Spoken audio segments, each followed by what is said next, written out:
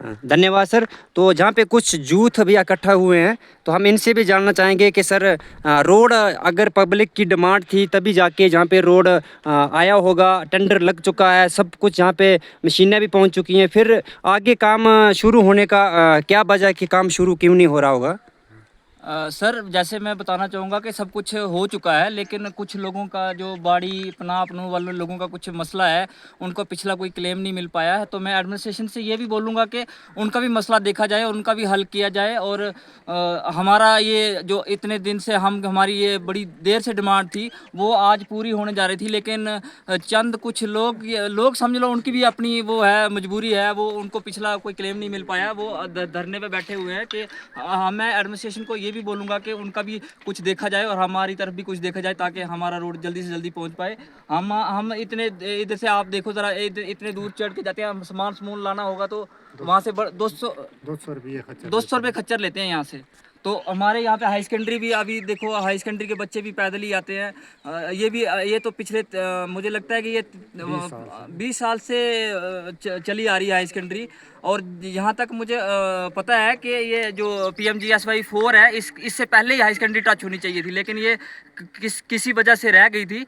तो अभी ये प्रोग्राम चला हुआ है, 4th फेज़ में ये कंप्लीट होने जा रहा था, लेकिन चंद कुछ वजह रही होंगी जिसकी वजह से जो है वो काम नहीं शुरू हो पा रहा। तो लिहाजा मैं PMGSY के इंजीनियर्स जो भी हैं और अपने MLA और एडमिनिस्ट्रेशन सबसे ये गुहार करूंगा कि जो मसला जो अभी थोड़ा कल परसों उद्घाटन होने जा रहा था वहाँ पे नहीं हो पाया, और वहाँ पे सब लोग आए और वहाँ पे देखें कि क्या। जी। और सर जहाँ पे सबसे शॉर्टेस्ट जो हमारा जहाँ पे अगर ये रोड बनता है तो धमान से जो बनी का डिस्टेंस है वो तकरीबन 33 किलोमीटर तक होगा। अगर ये कंप्लीट हो जाता है रोड तो आधा हमें फ़र्क पड़ेगा। हाँ बिल्कुल है, आधा फर्क पड़ेगा। और अगर वो जो हमारा देरी गले वाला रोड आएगा अगर उससे टच होता है तो हमें जो कठुआ जाने के लिए बसोली वाया महानपुर से घूम के जाना पड़ता है, वो इधर से हमें शॉर्ट पड़ेगा। ठीक है, तो हम जहाँ पे हमारे बुजुर्ग इकट्ठे हुए हैं हम इनसे भी जानना चाहेंगे कि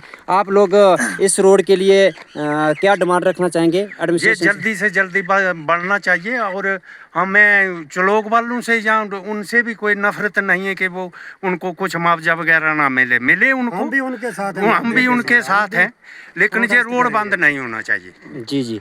तो हमारे जहाँ पे जितने भी पंचायत दुलंगल के लोग इकट्ठे हुए हैं इनकी काफ़ी पुरानी डिमांड थी, क्योंकि ऑलरेडी जी हमारा जो इलाका है जी ऊपर आप देख सकते हैं, ऊपर से रोड निकल चुका है। आज भी हमारे जहाँ पे लोग जो हैं वो सामान अपनी पीठ पे खच्चरों पे उठा के लाते हैं। तो इनकी डिमांड है कि अगर हमें भी जहाँ पे अगर हमारे श्री नरेंद्र मोदी जी ने जो 250 लोग का जो एरिया रहता है उसको कवर करने का उन्होंने एक स्टेप उठाया है, तो हमारे को जहाँ पे रोड सेक्शन हुआ है, सब कुछ हुआ है, तो इसमें किसी प्रकार की अड़चन नहीं आनी चाहिए।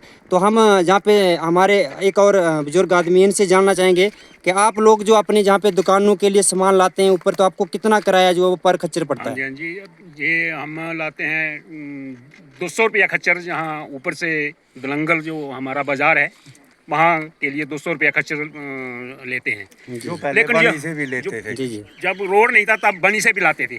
और हमारी ये देराना मांग थी, तो हम प्रधानमंत्री श्री नरेंद्र मोदी जी का, अपने डॉक्टर जितेंद्र जी सिंह का शुक्रिया अदा करते हैं कि उन्होंने ये रोड बड़ी मुश्किल से सैंक्शन किया।